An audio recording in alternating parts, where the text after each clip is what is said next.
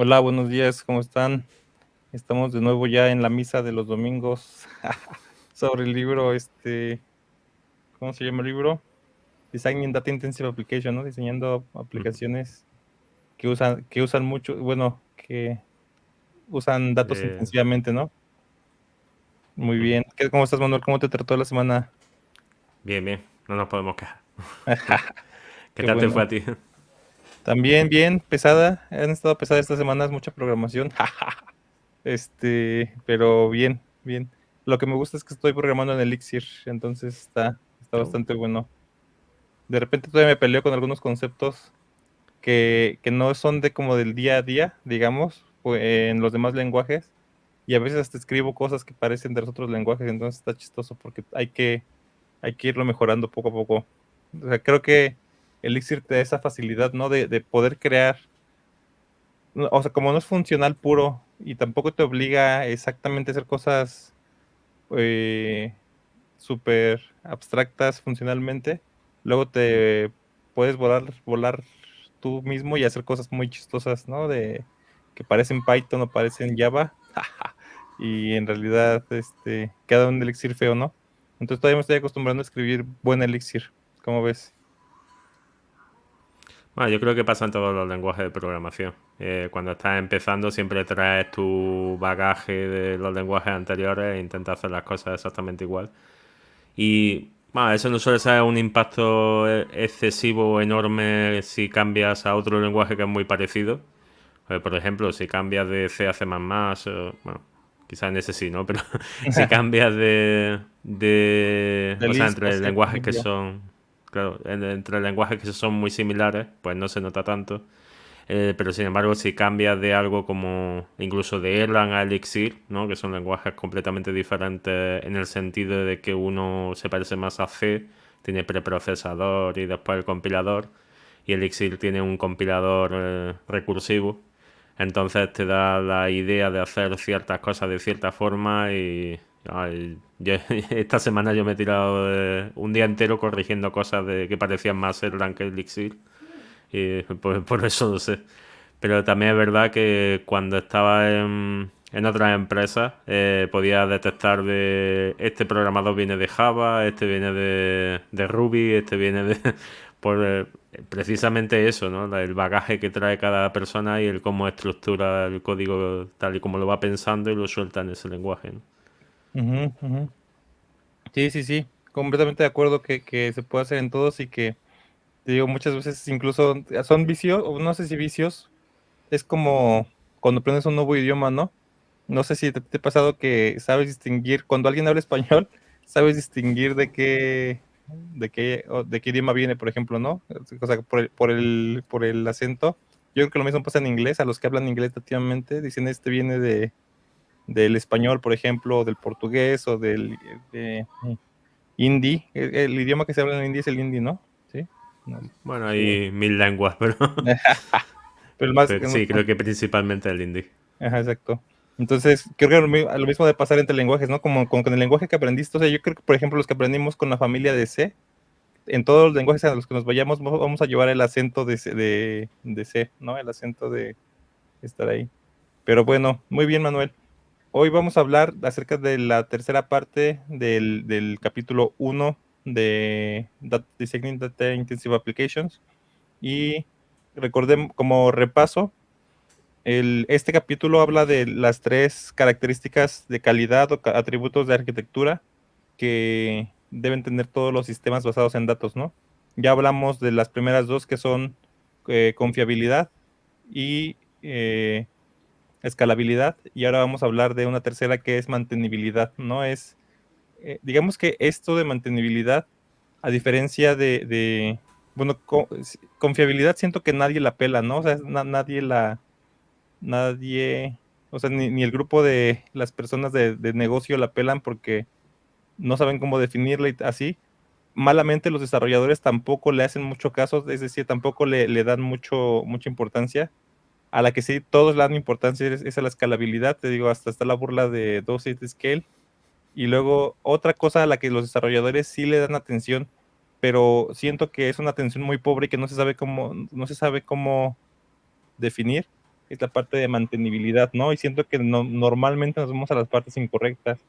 Entonces, en esta parte del libro se define qué es la mantenibilidad y se dan mm, tres cosas que te ayudan a definirla mejor y a lograrla, ¿no? Entonces, no sé si quieres empezar, Manuel, con la definición. Bueno, tu opinión. Sí, Ajá, dale, dale. bueno, en principio yo creo que vamos, lo has definido bastante bien. Pues, vamos, en el libro hace énfasis, y aparte en el primer párrafo, ¿no?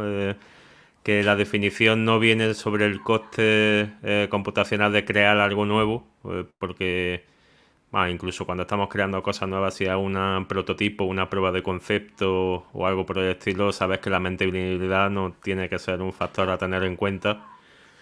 Principalmente porque un prototipo o una prueba de concepto idealmente es algo que se programa para tirarlo. O sea, es decir, simplemente se prueba algo y después se estructura mejor la idea y se programa otra vez, pero desde cero. Lo que dice es que la mantenibilidad en este caso sería como cuando desarrollas algo que sabes que va a ir a mediano y largo plazo, el coste que te supone hacer esos cambios en el código que se ha generado, o sea, extender ese código a futuro para nuevas características o incluso hacerlo crecer para, o sea, ya sea por refactorización para mejorarlo en algún aspecto, adaptarlo a nuevas versiones del lenguaje, sistema operativo, plataforma sobre la que se está ejecutando, o la adición de nuevas características, que es lo más común y lo que siempre piden en productos, ¿no? los managers. Entonces dice que cuando se ignora esta parte de mantenibilidad desde el principio, se puede llegar a lo que se conoce burdamente como los códigos legados, ¿no? Los legacy systems, que muchas veces incluso aún siendo desarrollados por el propio equipo, adquieren este nombre, ¿no? Todos los que los desarrollaron están dentro del equipo y aún así lo llaman un código legado, cuando realmente es un código intratable, ¿no? Es un código que no es mantenible por la forma en la que fue desarrollado y quizás arrastra una deuda técnica tan grande que la amortización, es decir, invertir tiempo o pagar la deuda es tan grande que casi es mejor tomarlo como un prototipo, tirarlo y comenzarlo desde cero. Y ya ahí siempre se encuentra eso. Y después, pues eso, lo que tú decías, ¿no? Las tres partes dentro de la mantenibilidad, que eran la operatividad, simplicidad y evolucionalidad. Las traducciones desde el inglés siempre son un poco complicadas, ¿no? Sí. Yo Que le diría decía, evolucionabilidad, sí, pero sí está difícil aparte de pronunciar la palabra, ¿no?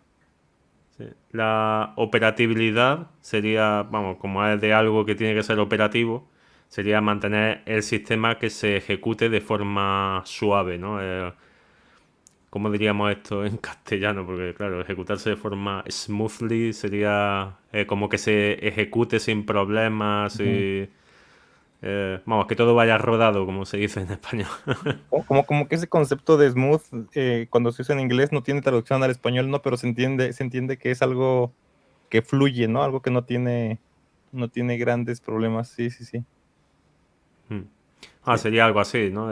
Si tú dices que algo sea mantenible y mantenga la operatividad, sería algo que operativamente no cueste mucho mantener. Es decir, que cuando está en producción no cause errores, no cause fricciones a la hora de hacer despliegues o configuraciones o incluso cambios en el sistema. Y entonces, pues, de ahí viene el primer término. El segundo sería simplicidad. Este yo creo que es fácil de entender. Vamos, de hecho, significa básicamente eso, entender el sistema, ¿no? Que sea tan simple que sea fácil de entender.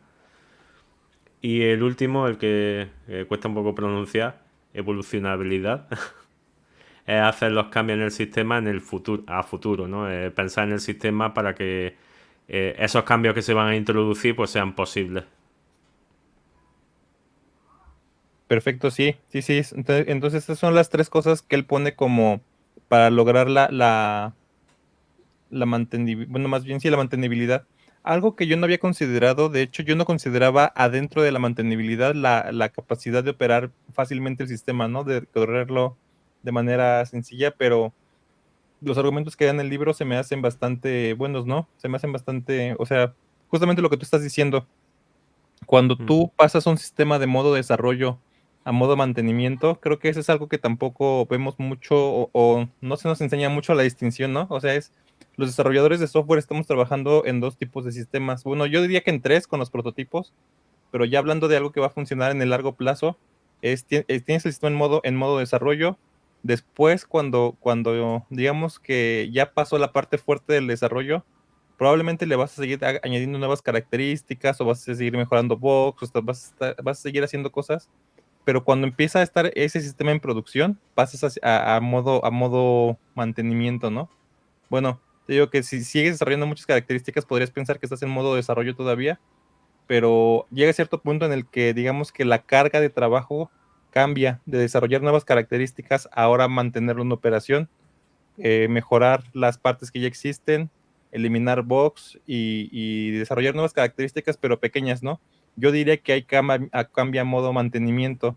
Entonces, si la operación es parte del modo mantenimiento, o sea, del modo de mantenimiento, entonces la operación es parte de la mantenibilidad, ¿no?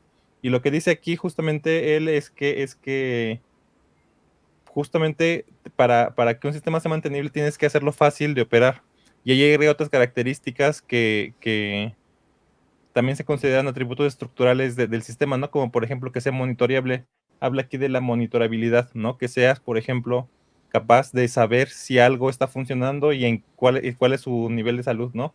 Otra cosa de la que habla es, no sé si traducirlo así, pero le diríamos como la debugueabilidad, ¿no? O sea, la capacidad de debuguear el sistema. Cuando algo falla, aquí lo dice directamente, ¿no? Dice tracking down the cause of problems, o sea, y ser capaz de llegar a la raíz de los problemas cuando algo pasa, ¿no? Eso le diría como la debugueabilidad, ¿no?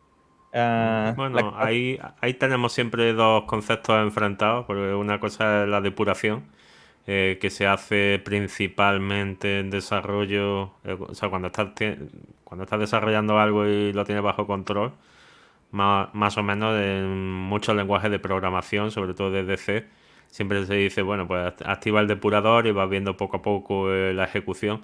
Pero claro, cuando ya el sistema adquiere cierta complejidad, la depuración muchas veces no es tan factible como por ejemplo las trazas. Ujú, ujú. Es decir, introducir trazas en el sistema que puedan lanzar información acerca de qué está haciendo un trozo de código en ese momento. Sería algo así como un profiler, eh, un perfilado, ¿no? Sería como, Ujú, ujú, ujú. o sea, Perfilador, ajá. sí, un perfilado de la ejecución en ese momento, pero que no frena la ejecución para... Es decir, sigue funcionando exactamente igual, no afecta o no impacta mucho en lo que es el rendimiento del sistema y aún así tú obtienes las trazas, qué pasa en cada punto donde has puesto esa traza para obtener información y poder llegar a esa resolución del fallo, ¿no? Sería casi como la depuración pero sin parar, que yo creo que es lo que, vamos, por lo menos en sistemas como Erlang, Elixir, Go y demás, es lo que más se está haciendo a día de hoy en lugar de la depuración. Sí, sí, sí. Sí, o sea, no es como depuración pura, pero digamos que este proceso es parte de la depuración, ¿no? Es Mm. encontrar la raíz del error. Y como te estás diciendo aquí, en algunos sistemas se puede hacer, componer ese error y sin que el sistema pare, ¿no? O sea, no es como un debugging tradicional, ¿no? Ujú. Entonces, pero sí, estoy de acuerdo contigo. De hecho, ese atributo del que él está hablando también a veces se lista en las listas de atributos arquitecturales. Se habla como la trazabilidad, ¿no? La capacidad justamente de seguir la ruta de una petición o de una operación, de seguirla desde el principio hasta el fin para que te des cuenta de si está funcionando, o sea, más bien por todos los lugares por los que pasó y cuál pudo haber sido el fallo, ¿no? El chiste de esta habilidad es poder llegar al fin de qué es exactamente lo que falló para que puedas tener, tener claridad, ¿no? Y justamente componer errores, ¿no? Entonces, sí estoy de acuerdo en que es, bueno, y que todo esto mientras está funcionando el sistema, ¿no? O sea, no es, justamente creo que estoy de acuerdo contigo de que no es lo mismo que el sistema en sí mismo sea debugueable y que puedas tú montar una copia aparte y hacer tu debugueo contra observar el sistema en operación para encontrar el origen de los errores, ¿no? Esa Ujú. es la diferencia. Sí, sí. Sí, perfecto. Bueno, Muy bien. bueno, sobre todo porque como en sistemas deterministas, es decir, Erlang, Elixir, bueno, Go no tanto, pero hay muchos sistemas actualmente que pueden activar la parte de no utilizar datos mutables y entonces la mayoría de funciones si intentas evitar los efectos colaterales, ¿no? Que es siempre lo que intenta hacer la programación funcional, de que cada función que llamas o cada parte del código sea determinista.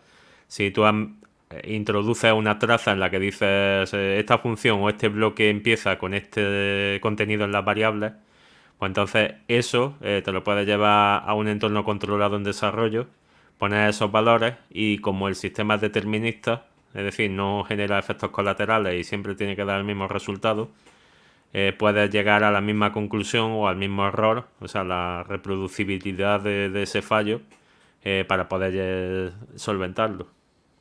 Sí, dime. Ibas a decir algo más, ¿no? No, sí, sí, eso era. Ajá, perfecto. Muy bien.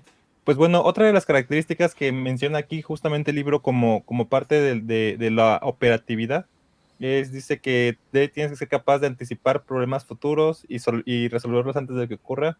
A eso le llama algo muy interesante que muchos creo que no lo hemos intentado siquiera en la vida, que se llama capacity planning, ¿no? Por ejemplo, bueno, capacity planning creo que es, bueno, lo menciona como ejemplo más bien de los problemas, ¿no? Y creo que es el único que se hace es pensar si una gran cantidad de usuarios van a venir a tu aplicación, por ejemplo, y prepararla, ¿no? Por ejemplo, las empresas, creo que tú has trabajado con muchas de ellas, ¿no? Las empresas que se preparan para días especiales de venta de e-commerce, por ejemplo, como el Black Friday o como, bueno, seguro Amazon hace cosas especiales para el Prime Day y cosas similares, ¿no? Entonces, eso es el capacity planning. ¿Qué otro tipo de prever problemas futuros se te ocurre, Manuel? Aparte de ese del capacity planning, o sea, de decir van a venir Yo es muchos que, usuarios y entonces, es que de todas formas no sé si estoy muy de acuerdo con este punto. a ver, dale, dale. Porque, es decir, a mí cuando leí esta parte de anticipar problemas futuros me suena un poco a sobreingeniería, ¿no? A receta para el desastre. A intentar programar un montón de causas posibles que puedan surgir sin que realmente puedan llegar a surgir finalmente, ¿no? No sé, se me hace un poco innecesario. Es Sí, decir, mm, el ejemplo que pone de planificar la capacidad que vas a tener o que esperas tener, o sea, lo veo legítimo porque obviamente si tú estás desplegando un sistema y estás desarrollando una solución para tus clientes y esperas un pico de carga, obviamente tendrás que prepararlo para que no dé problemas. Pero ya ahí decir, yo normalmente tengo 100 peticiones, aquí en este punto de marketing que voy a lanzar espero 1000, prepáralo para 1 millón, y dices, no sé, lo veo demasiado excesivo, ¿no? pero fíjate que te digo que aquí, o sea, en el caso que te di, o sea, el capacity planning de empresas que saben, por ejemplo, que con certeza y por años pasados, sé que mi carga va a ser 10 veces más durante el Black Friday, por ejemplo. Eso lo consideras, eso no creo que sea sobre ingeniería, o sea, eso creo que es, te digo, Sí, ajá, dime. sí, sí, eso lo veo legítimo. Es decir, si tú has tenido problemas en el pasado por carga, o sea, aunque casi que entra dentro de la escalabilidad, ¿no? Del punto Ujú. anterior. Es decir, si tú tienes problemas de carga, tu sistema se ve que se degrada o deja de funcionar, llegado a un pico de actividad y se ve que puede llegar a pasar otra vez. Obviamente entra dentro del punto de preparar el sistema, pero es que casi que lo veo como un punto dentro de la escalabilidad y una planificación de capacidad, pero dentro de lo que esperas soportar y de la programación y el diseño que ya hiciste en la escalabilidad. Ujú. Si llegado al punto de mantenibilidad eso está fallando, es que en la escalabilidad no lo hiciste bien. Eso Sí, no o lo sea, diseñaste. estoy de acuerdo, pero justamente lo que dice aquí es en el punto de operación, ¿no? O sea, tú tienes que ser Mm. capaz en operación justamente eso. Puede haber un punto en el que tu escalabilidad no esté tan correcta, ¿no? Más bien, o sea, no sabes que probablemente esto no va a escalar al 100% y entonces vas a hacer capacity planning y vas a decir, pues a lo mejor tengo que mejorar mi base de datos, ¿no? O sea, mejorar la capacidad de la base de datos, no escalarla verticalmente porque no lo ocupo todo el año, pero sé que en estas ocasiones tengo que incrementar su capacidad verticalmente para que podamos atender a todos los clientes, ¿no? Eso te digo, sí lo veo legítimo. Estoy de acuerdo Sí. contigo en que pensar en futuros problemas te puede llevar en desarrollo, justamente en la parte de desarrollo te puede llevar a la parte de sobre ingeniería y entonces hacer cosas que nunca vas a ocupar, como, Hombre, ajá, dale, dale. hombre, lo veo, o sea, tal y como lo llevamos diciendo, lo veo legítimo en base a, por ejemplo, si yo he desarrollado la solución para que se ejecute, por ejemplo, en Kubernetes o en Docker Compose y ahora digo, pues esta parte del sistema que sé que es la que más se va a cargar, o sea, en esta parte de mantenibilidad, pues desarrollo un pequeño script que mirando la monitorización, pues pueda escalar, es decir, sobredimensionar la plataforma para un cierto elemento del sistema que no haya solo uno, sino que empiece a generar dos, tres, cuatro, los que se necesite según la carga del sistema en ese momento. Entonces sí, porque claro, eso estaría en relación directa con la monitorización que está en este punto y entonces entraría dentro del capacity plan, o sea, de la planificación de la capacidad para saber exactamente cuántos elementos tienes que tener en producción en cada momento. Ahí creo que sí estaría más que justificado, pero de hecho, que solo dé un ejemplo y sea ese, quizás es que realmente no hay, no hay ningún otro, ¿no? O quizás todos los demás entran dentro de la parte de sobreingeniería y que no están dentro de la mantenibilidad. Puede ser, sí. Voy a pensarlo y si se me ocurre alguno lo voy a comentar. Por eso te preguntaba, sí, o sea, fuera de capacity planning, no se me ocurre otro, por lo menos ahorita, ¿no? Sí, no se me ocurre otro. Uno que puede ser, por ejemplo, creo que es un ejemplo muy de la cultura popular, el Y2K, ¿no? O sea, creo que ese es uno de los problemas que se podría pensar ya sabemos que, bueno, y tenemos varios, ¿no? Por ejemplo, Internet con las IPv4 o la criptografía en general, los sistemas que tienen que ver con cosas ¿cómo se llama? De seguridad, también están haciendo como esto, pues sabemos que en algún punto RSA y todo esto se va a romper primeramente por la capacidad de las computadoras nuevas, independientemente si son cuánticas o no.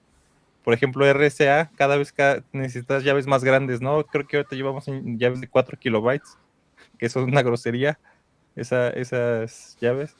Y entonces, pues tienes que ir haciendo nuevas cosas, ¿no? Creo que puede ir por ahí, pero son como sistemas mucho más grandes y que no están completamente en operación siempre, ¿no? A final de cuentas, vas a tener que hacer cosas, sí, para mejorarlos. Y sabes que en algún punto se va a romper, pero tienes que cambiarlo, ¿no? Otro muy parecido al del Y2K es el no sé cómo le llamen a ese, ¿no? Pero cuando se nos va a acabar el epoch de Unix, ¿te acuerdas en qué año es en el que se acaba el epoch de Unix? O sea que cuando se acaba más bien la capacidad de 32 bits de manejar el epoch de Unix, no me acuerdo qué año es, ¿no?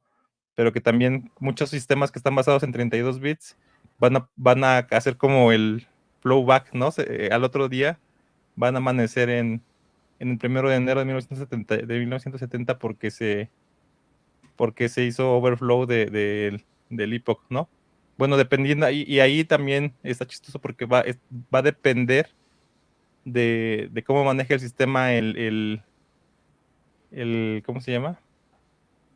El overflow, ¿no? O sea, si es que se va a quedar ahí el número máximo o si más bien se va a regresar al 0,0000, ¿no? Entonces, pero bueno, creo que podría ver con eso, o sea, cosas similares en tus sistemas, que tú sepas que algo va a ser overflow, que algo se va a quedar sin memoria, por ejemplo.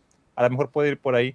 Te digo, estoy de acuerdo contigo en que pensarlo en desarrollo es sobre ingeniería, podría ser sobre ingeniería, pero creo que sí, durante producción puedes pensar en cosas como se va a quedar sin disco duro esta parte, ¿no? Se va a quedar, se me van a Sin acabar aquí memoria. los espacios, exactamente los espacios de memoria, pueden ser por ahí. Pero bueno, pero dice aquí la capacidad de anticipar esos problemas y resolverlos antes de que pasen. Muy bien. Entonces, la última parte de esta sección de operatividad, bueno, de mantenerlo operable el sistema o hacerlo bueno, da lo que yo le llamo tácticas arquitectónicas para lograrlo. Dice, da 7 específicamente, ¿no? Dice que debes de proveer la capacidad de ver el sistema, el visibility le llama él. Dices que debes de dar buena automatización con herramientas estándares. Eso es muy interesante, ¿no? O sea, con herramientas que todos conozcan y sepan usar, porque luego tú te haces tus propias herramientas que nadie sabe usar y que solamente el equipo que desarrolló puede usar o puede entender. Eso es chistoso. Dice que debes de evitar la dependencia en máquinas individuales. De hecho, de esto he escuchado muchas historias de terror. No sé si tú las has escuchado, Manuel, o seguro las has vivido, en las que el sistema solamente vive en una máquina o sea, si esta máquina se muere, ya se murió el sistema entero, ¿no? O sea, esta máquina física que está aquí se muere, ya se murió el sistema, ¿no? No sé Sí, si vamos, tú has de hecho vivido cosas no. similares. ¿Eh? Me ha pasado ya en 2 empresas. Bueno, en 2 empresas me ha pasado que el sistema estaba instalado, o sea, además de tener un montón de ficheros sueltos por diferentes partes del sistema de ficheros, por lo cual era imposible migrar a otro sistema operativo porque era imposible saber dónde estaban todos los ficheros necesarios para seguir funcionando. Vamos, la migración fue en base a instalar el nuevo sistema, ponerlo a ejecutar en un entorno de prueba e ir copiando cada vez que surgía algún fallo de, mira, falta este fichero que está en esta ruta, falta este fichero que está en esta ruta. El sistema completamente disperso por el sistema de ficheros. Después otro que, por ejemplo, el código lo tenía muy ligado a su nombre del hostname o incluso a datos específicos del hardware. Aunque esto creo que era casi, o sea, porque querían hacer el software que fuese casi como licenciable, ¿no? Que se instalase solo en un sistema y eso al final jugó en contra de la propia empresa porque era quien manejaba los sistemas y tenía que moverlos e instalarlos en diferentes máquinas y, bueno, terminó siendo un horror. Y bueno, esos son los principales, ¿no? Cuando tu código depende demasiado de datos específicos de hardware donde está instalado el sistema y no están dentro de la configuración, sino que está dentro de vamos, del propio código, ¿no? Están hardcodeados, como se suele decir. Sí, sí, sí, sí, ese es un problema. Te digo que yo he escuchado historias. Yo creo que nunca la he vivido, eso, o sea, y espero nunca vivirla. La parte esta empresa depende de esta máquina física y bueno, y las peores que he escuchado depende de esta máquina física, esta máquina es súper vieja y ya se están acabando las partes de hardware de reemplazo de esta, ¿no? O sea, y cuando este tipo de discos duros se dejen más bien, ya se dejaron de producir hace mucho. Cuando ya no encontremos nuevos discos duros de estos, vamos a sufrir mucho, ¿no? Entonces, creo que por ahí va el consejo del libro de evitar depender de máquinas individuales al máximo posible, ¿no? Entonces, se me hace un muy buen consejo para no vivir estas historias de terror. La siguiente cosa que te dice que tienes que hacer para lograr buena operatividad, sí, dice, proveer buena documentación, algo que, que muchas veces nos cuesta trabajo, ¿no? Y pues, creo que aquí te doy un ejemplo de buena documentación. Si haces esto, si haces X, Y va a pasar, ¿no? Ese es un muy buen tipo de documentación, ¿no? Cuando quites esta línea, este, todo el sistema se va a caer, por ejemplo, ¿no? Ese es buen tipo de documentación. Muy bien. Y luego Ese, dale, dale. no, iba a decir que eso me recuerda a algo que iba circulando por internet de una captura de pantalla de un trozo de código que ponía en el comentario contador un número y ponía este código ha sido intentado optimizar el número de veces que figura arriba. Dice si... No, creo que era contador pero en horas. O sea, y ponía un número exagerado de horas y decía, el tiempo invertido arriba es el que se ha intentado invertir en optimizar este código. Te aconsejamos que no lo hagas, pero si lo haces, por favor, actualiza el contador para el Sí, sí, siguiente incauto, ¿no? sí, exacto. Sí, o sea, la verdad, yo contaba la otra vez en una clase que di que la documentación de un amigo que hizo sobre un sistema no era documentación formal, era documentación muy similar a esto. O sea, él hace de cuenta que él tenía la idea de hacer sus journals en el trabajo, ¿no? Y entonces todo lo que hacía en el día lo ponía en un journal, en un documento. Era un journal técnico, no era un journal de sentimientos ni nada parecido, sino que intenté hacer esto, me encontré con estos problemas, encontré estas referencias y así lo resolví, o no lo resolví y le di la vuelta por este lado.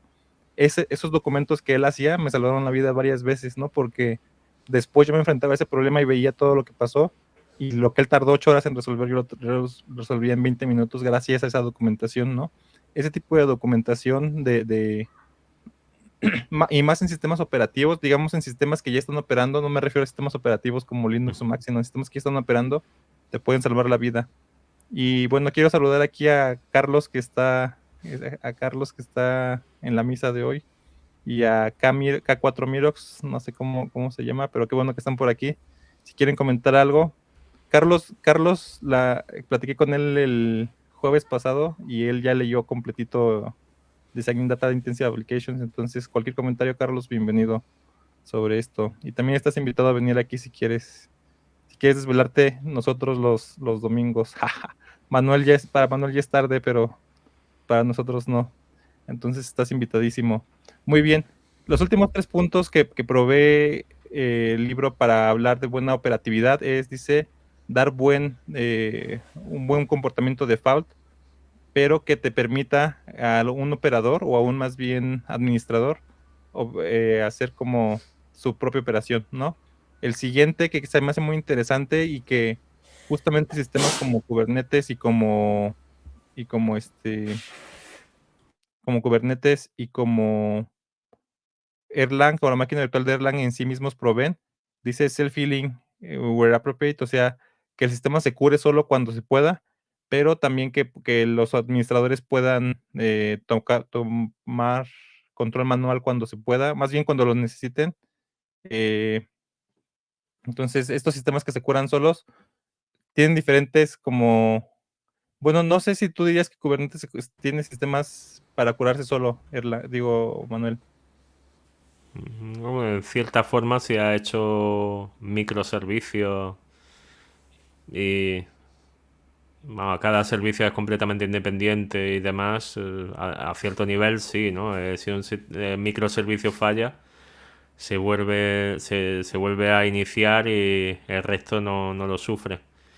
Pero eso, hay sistemas como Erlang que va más allá, ¿no? O sea, yo esto al principio no lo entendía hasta que me tocó sufrirlo, porque en telecomunicaciones la mayoría de sistemas están hechos en C, Java y otros lenguajes, y pese a que se entiende muchas veces que, por ejemplo, en Java y otros lenguajes, tú dices, bueno, si surge una excepción, el sistema no va a caer. Es decir, cae solo el hilo ese que está generando o gestionando las peticiones y ya, ¿no? La información queda ahí, puede generarse un nuevo hilo, pero claro, lo que pasa en sistemas como C, C++, por ejemplo, es que si surge un fallo, se cae todo el sistema por violación de segmentos, overflow, cualquier problema que surge, termina cayendo el sistema al completo, por lo que imagínate que un sistema que trata 1000 llamadas simultáneas, de repente hay un pequeño problema en una de las llamadas y caen las 1000, ¿no? No es para nada factible. En Java hay otros sistemas que procesan hilos, pero que la información se comparte entre todos esos hilos. Un hilo puede caer, pero deja la información en un estado que no sabes cuál es. Es decir, tampoco sabes en cuál de los tratamientos de las líneas o de las llamadas falló, por lo que se genera un nuevo proceso que puede seguir tratando las otras, pero en el momento que llega otra vez a la información corrupta, no sabes qué va a pasar. Es decir, puede caerse otra vez el hilo o puede directamente funcionar mal y hacer algo que sea incluso peor. Es decir, queda o sea, la ejecución de forma no consistente. Entonces, Erlang, Elixir y estos sistemas se basan en los procesos y mantener esa información dentro del proceso. Es decir, no queda información fuera de ese proceso. Por lo que si parte del sistema dentro de ese proceso cae, o sea, cae toda la información que pueda ser corrupta con él, y cuando se regenera desde el principio. Quiere decir que si había un fallo en el código y era por el código y no por la información, seguirá cayendo, obviamente. Pero si era por la información de ese momento y esa información es desechable por tiempo de espera o cualquier motivo, ese proceso ha caído y el resto del sistema sigue funcionando de forma normal. Que es por lo que se dice que estos sistemas se curan a sí mismos, ¿no? Porque en el momento que hay algo mal, es casi como si se amputase esa parte y el resto del sistema sigue funcionando de forma correcta.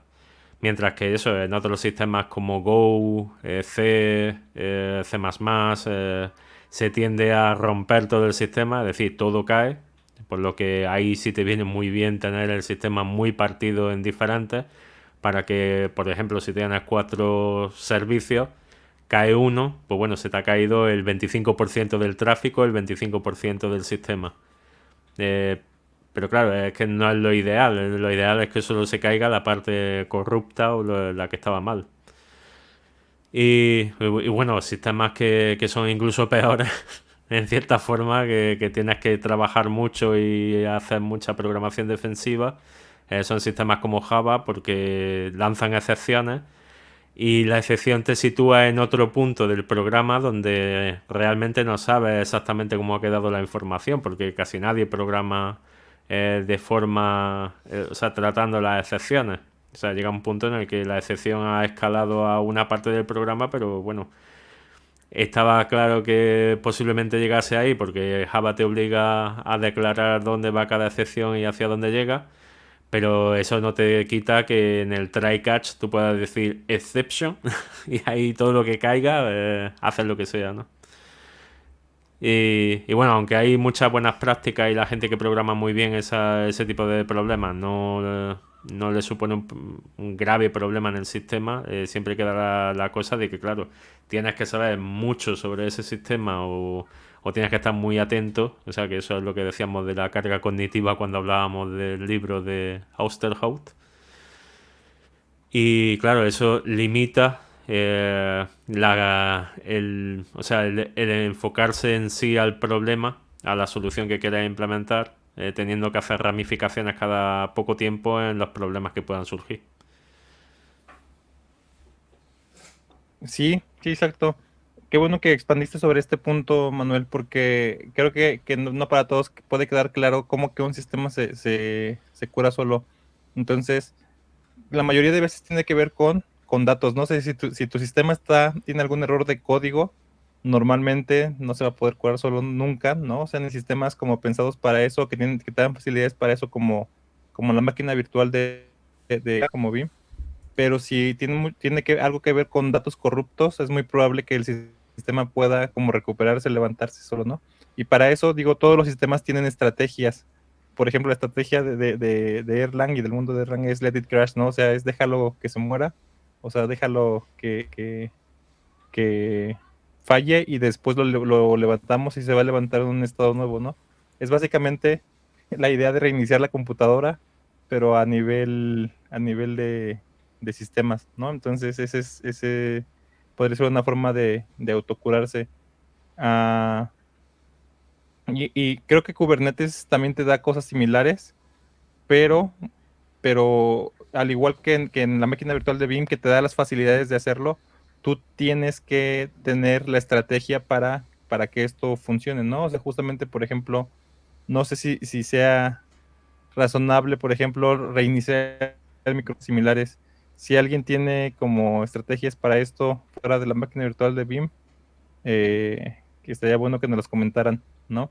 Pero bueno, es eso, la otra cosa que él propone que se tiene que hacer, que el sistema se autocure, pero al mismo tiempo también permita a los administradores tomar el control o hacer ellos operaciones. Y finalmente dice que tienes que, debe tener el sistema un comportamiento predecible, ¿no? Que minimice las sorpresas. Creo que eso es algo que en todos los aspectos de la programación y de desarrollo de sistemas tenemos que seguir, ¿no? El principio de la mínima sorpresa, le dicen, que el sistema se comporte lo más predeciblemente posible. Muy bien, vamos a pasar al siguiente punto, que es la simplicidad. Creo que en estos dos nos podemos ir un poquito más rápido porque justamente vamos a hablar más de ellos en otros puntos. Y también tenemos capítulos hablando de eso, ¿no? La simplicidad se refiere fácil, bueno, ya lo dijiste tú, Manuel, muy bien, que es que el sistema sea fácil de entender en sí mismo. Y él lista varias cosas, ¿no? Lista varias cosas sobre eso, sobre qué es lo que causa que un sistema no sea simple. Y, y de hecho es algo de lo que hemos hablado mucho en el canal, que es lo contrario de la simplicidad es la complejidad, y la complejidad está causada puede ser causada por muchas cosas. Nosotros casi siempre decimos que en desarrollo la complejidad está causada por, mm, bueno, para mí la principal causa es no manejar bien las dependencias. No creo que las dependencias es alguna de las cosas que hacen más difíciles entender el software. Aquí lista varias. Dice Explosion of the State Space. Aquí se refiere justamente a que los estados, el estados en los que puede estar tu sistema son demasiados, o sea, son muchos más de los que pueden caber en tu cabeza, esa explosión del State Space. Y creo que también estoy de acuerdo en que es una de las cosas que más puede causar complejidad, sobre todo en operación, ¿no? O sea, no entender en qué estado está tu sistema te puede llevar a problemas fuertes, ¿no? Dice que módulos fuertemente acoplados. No sé si eso lo pondría en aquí en simplicidad o en la parte de hacerlo evolucionable, pero estoy de acuerdo en que puede causar complejidad. Dice la que siempre mencionamos, dependencias como enredadas, tangled dependencies. Eh, y estos ya son más feos y siento que son más fáciles de componer, ¿no? Dice inconsistent naming and terminology, o sea, que tengas y que nombres cosas diferentes, que nombres cosas iguales de manera diferente en diferentes lados. Eso es nombres inconsistentes. Y eso pasa mucho en los sistemas en producción. Dice hacks que están hechos para resolver problemas de performance. Justamente creo que eso es algo que se habla muy seguido en muchos lados, que es que el código que está hecho para ser performance, para ser rápido, muy difícilmente va a ser un código legible, ¿no? Justamente porque vas a tener que hacer trucos raros, como por ejemplo usar máscaras de bits y te vas a tener que pelearte con direcciones de memoria y cosas así, ¿no? ¿Estás de acuerdo, Manuel, en eso? En que el código que se hace para hacer con súper buen rendimiento va a ser poco legible, ¿no? Sí, sí, completamente. Sí, sí, muchas veces pasa eso. Y bueno, dice que hay muchas más causas de la complejidad, ¿no? Entonces yo creo que este es uno de los temas que se les puede dedicar un montón de tiempo, pero bueno, lo que te dice aquí es que tienes que buscar que tu software, el código en sí mismo del software y la operación de él sea lo más simple posible para que pueda entenderse justamente y operarse de manera. Justamente a partir de aquí viene el siguiente punto que no sé si lo quieres tratar, Manuel. Bueno, la palabra difícil de hablar, que es evolucionabilidad, ¿no? Dice hacer los cambios fáciles. Ah, Bueno, una pequeña cosa que te faltó en lo anterior, que lo tenía subrayado aquí, a ver, es dale, que dale. dice que... Vamos, que... A ver si lo digo bien. Vamos, la complejidad puede ser también accidental. Es decir, que se inserta una complejidad. Curiosamente, en esta semana, revisando un código que tenía que ir cambiando a una nueva versión, ejecuté Credo, que es una herramienta que te ayuda a analizar el código, y salía muchas veces un error como esta función tiene una complejidad ciclomática excesiva. Cuando sale la primera vez te quedas preguntando, o sea, ya me salió años atrás, ¿no? Cuando empecé a utilizar esta herramienta y decía que es la complejidad ciclomática de una función. Y claro, es la complejidad específica que se supone de cuando hay muchos bucles, muchas ramificaciones en el código y sobre todo un código muy extenso que te hace, por ejemplo, perder de vista variables que definiste al principio y que estás utilizando 100 líneas por debajo dentro de la misma función. Y claro, ahí es donde puedes perder la vista de, oye, ¿qué contenía esta variable o en qué momento pudo haber cambiado? O sea, ese tipo de problemas son complejidad accidental que vas introduciendo dentro de tu código, no porque no se entienda línea a línea lo que vas haciendo, sino porque llega un momento en el que tanta funcionalidad junta llega a ser difícil de mantener en la cabeza por la cantidad de carga cognitiva, ¿no? Entonces dice que en este punto lo mejor son las abstracciones, ¿no? Que es lo que te hace pensar de otra forma en esa complejidad. Por ejemplo, si este bloque de 20 líneas está haciendo una tarea concreta y tiene un nombre específico, pues eso lo puedes abstraer a una función específica con ese nombre que te haga ver en un solo vistazo esas 10 líneas de código e incluso si necesitas optimizar y hacer ilegible esa parte del código por ese rendimiento, pues al menos tendrá ese nombre y saber sin necesidad de irte a las líneas qué está haciendo para poder seguir revisando el código. Que eso era... Bueno, creo que es la última parte de esa sección que realzaban.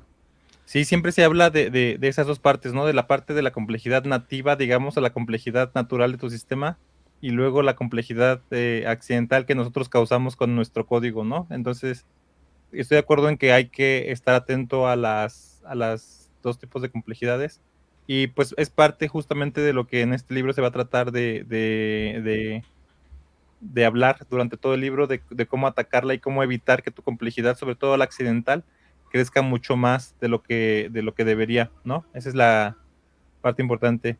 Y muy bien, la Mm. última parte que vamos a ver tiene que ver ahora sí con la evolucionabilidad. El libro dice específicamente que la evolucionabilidad viene directamente de la simplicidad, ¿no? O sea, la simplicidad, o sea, es como un atributo que sale de la simplicidad.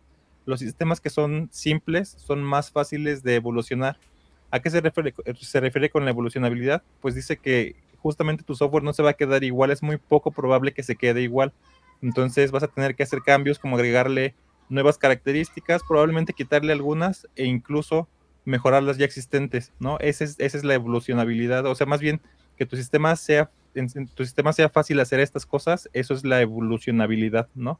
Ah, aquí dice, pues justamente que tenemos algunas técnicas que el mundo Agile ha creado, algunos no estarán de acuerdo, algunos dirán que eso no sirve para nada, pero yo creo que sí hay técnicas útiles que se pueden usar, ¿no? Aquí habla, por ejemplo, del Test Driven Development y de la parte de refactorizar. Y entonces bueno, tenemos estas técnicas para hablarlos, ¿no? Justamente él separa la evolucionabilidad de la simplicidad porque dice que la evolucionabilidad es algo este, muy importante, ¿no? De los sistemas. Y aquí es donde iba a decir yo que la parte de mantenibilidad, casi siempre todos los desarrolladores de software la casamos con esta parte de la evolucionabilidad, ¿no? O sea, siempre decimos que decimos que es lo mismo, ¿no? O sea, que un sistema mantenible es uno que se puede cambiar. Él hace la distinción, ¿no? O sea, la mantenibilidad tiene que ver con, primeramente, que sea operable tu sistema, o sea, que lo puedas mantener en operación. Segundo, que sea simple de entender. Y tercero, que sea evolucionable, es decir, que puedas tener nuevas funcionalidades. Entonces, se me hace una muy buena puntualización. ¿Tú qué opinas, Manuel? ¿Quieres decir algo de este punto? Sí, extendiendo un poco más lo que habías dicho sobre las metodologías ágiles, porque recuerdo en esta semana salió un libro en Pragmatic Programmers que es de escalabilidad con Ruby y creo que específicamente con Rails. Pero, en principio era escalabilidad con Ruby. Me hizo pensar, ¿no? Porque habíamos hablado el domingo pasado de la escalabilidad y curiosamente salió ese libro y dejan abierto en el libro la introducción que estuve leyendo y el autor pues realza que vamos, lo típico que se dice de Ruby no es escalable y vamos, también dijimos nosotros la semana pasada, ¿no? No puedes decir de algo escala o algo no escala, ¿no? Tienes que tener los motivos o el diseño, el sistema escala o no escala, pero por cómo está diseñado ese sistema, no por el sistema en sí. Entonces, claro, él intenta poner el punto sobre la I de no, Ruby on Rails sí escala, sí hace ciertas técnicas, ¿no? Y entonces el libro intenta dar un poco de luz a esas técnicas para escalar. Y vamos, me hizo pensar porque vamos, yo también estuve hace muchos años ya programando en Ruby on Rails y todos los beneficios que él mencionaba, de que tienes un sistema desarrollado con muchos tests y de repente llega alguien y dice, oye, necesitamos implementar esta nueva funcionalidad en este módulo. Y claro, dice nueva funcionalidad de, por ejemplo, un filtro para el listado de usuarios. Y claro, vas a ese módulo y ves que el filtro es simplemente agregar una línea de código ahí, otra línea para extraer la parte de los filtros, otro listado, y poco a poco ves que en menos de 2 horas ya tienes hecha toda la funcionalidad, ¿no? Y agregas un par de tests, ejecutas todo y ves, no he roto nada y todo sigue funcionando.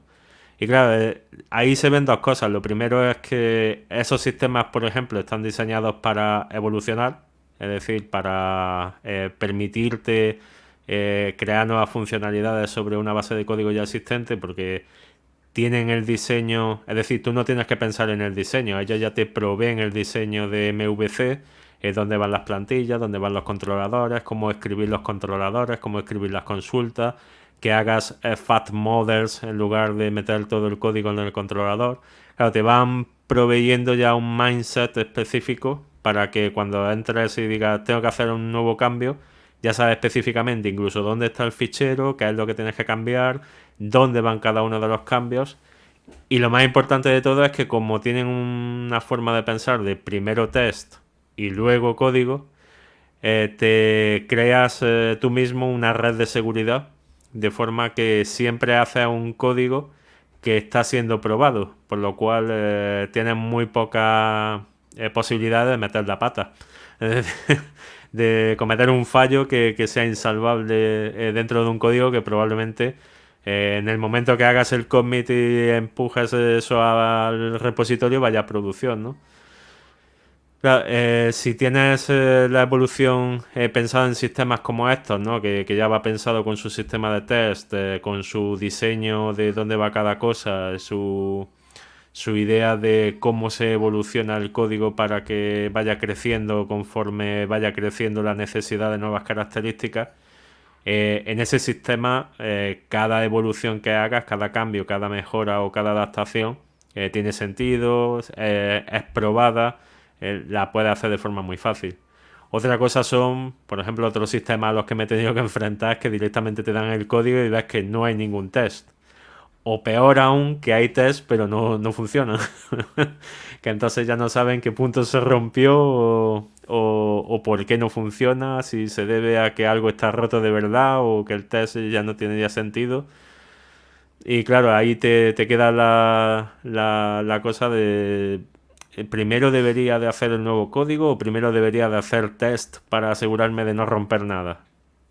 Y claro, ya ahí depende del cliente o de la empresa en la que estás, el tiempo que te da, la metodología de tus compañeros, porque claro, si tus compañeros te empiezan a empujar y decir, no, no, tú haz código y prueba manualmente, pues al final terminas haciendo esas malas prácticas y terminas con código legado cuando lo habéis creado vosotros mismos. Esto último que dijiste es muy chistoso, que y es muy triste también porque lo peor es que me ha pasado, ¿no? Terminas con código legado por ti mismo, ¿no? O sea, por el ti mismo de 3 meses antes, ¿no? O sea, es muy triste. Y creo que sí hay técnicas para evitarlo, entonces tenemos que intentar seguirlas al máximo posible. Perfecto, Manuel. Pues muy bien, entonces creo que eso cubre toda la parte del primer capítulo. Estuvo muy interesante. Le decía a Carlos Aro que yo considero que con este fundamento que está poniendo en el capítulo 1, considero que todo el libro va a tratar de diseño de software en sí mismo, ¿no? O sea, va a tratar partes de arquitectura y partes de diseño de software, ¿no? La diferencia para quienes se pregunten por qué estoy haciendo la distinción es la arquitectura tiene que ver aquello con tu diseño de más alto nivel, ¿no? Con la estrategia de tu sistema y tiene que cumplir características emergentes, ¿no?